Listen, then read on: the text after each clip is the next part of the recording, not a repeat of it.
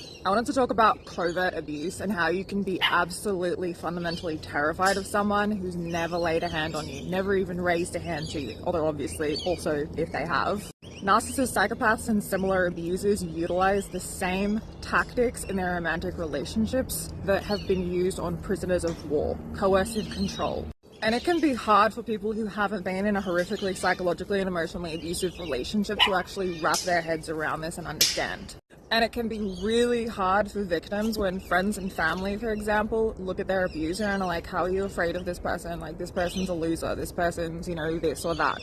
And the reality is, the way that these personalities are able to infiltrate your mind and psychologically and emotionally break you down systematically, insidiously, over time, cannot be underestimated.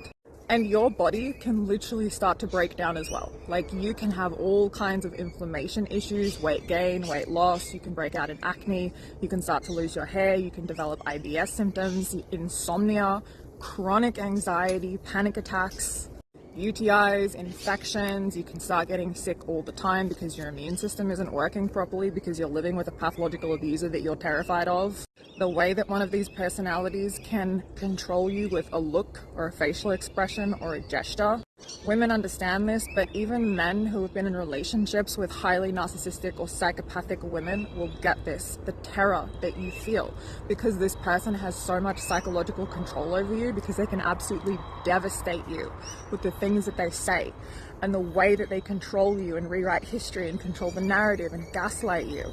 And psychological abuse has such long-lasting effects mentally, physically. You can have emotional flashbacks, and it makes you fundamentally doubt all of your senses. Your memory goes, you doubt what you're seeing, what you're feeling, what you're experiencing. Everything gets twisted by the pathological predator.